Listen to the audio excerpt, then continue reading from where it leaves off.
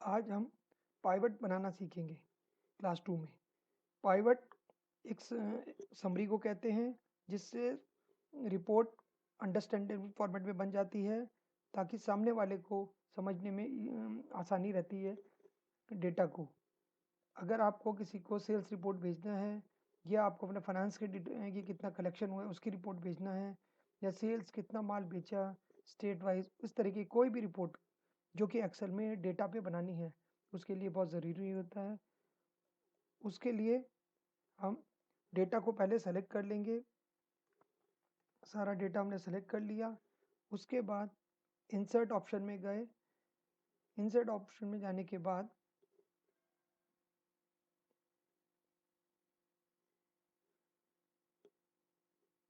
Pivot table में पर click किया, ओके किया।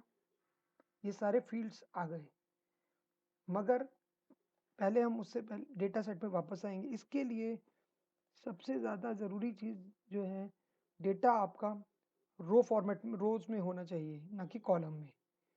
कॉलम हमेशा कॉलम नेम होना चाहिए, लेबल। जैसे मैं आप यहाँ देख रहे हैं month, post code, product, product name ID, product name, इसमें होना चाहिए इस तरीके से। अगर ये product name top to bottom होगा तो आपको आपका डिज़ायर्ड फॉर्मेट नहीं मिलेगा। इसके लिए इसीलिए ये आवश्यक है कि डेटा आपका हमेशा रो में होना चाहिए और आपका हेडर्स जो है वो इसमें होने वो हमेशा कॉलम फॉर्मेट में होने चाहिए। अब इसके लिए हम फिर से शीट 1 पे आते हैं। अगर हमको कस्टमर नेम अगर हमको कस्टमर प्रोडक्ट नेम के हिसाब से बनाना है, प्रोडक्ट नेम बनाने के लिए हम क्या करेंगे, क्लिक किया, यहाँ पर आ गया आपका इस प्रोडक्ट।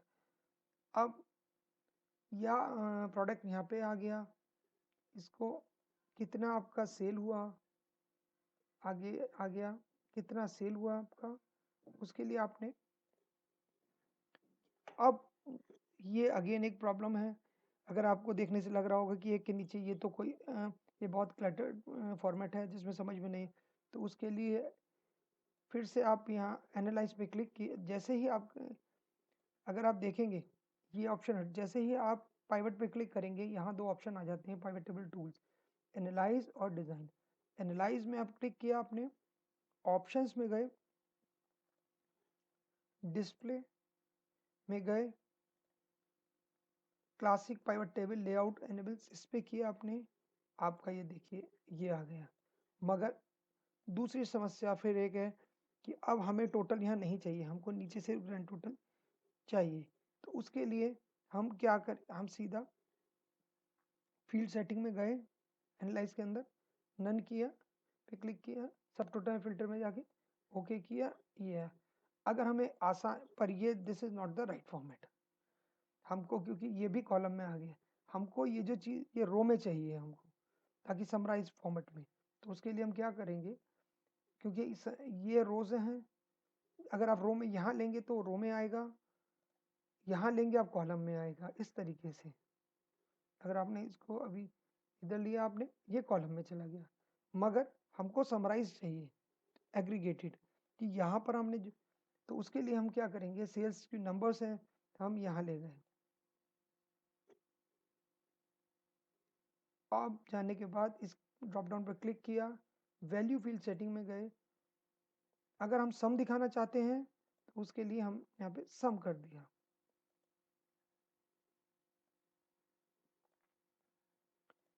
अब इस तरीके से आपकी पाइवट बन गई। मगर अगर हम किसी को ये ऑप्शन देना चाहते हैं कि इस कौन से सेगमेंट के प्रोडक्ट की क्या क्या सेल है, तो उसके लिए हम क्या करेंगे, उसके लिए हमें कुछ नहीं करना है। प्रोडक्ट, यहाँ से प्रोडक्ट सेगमेंट,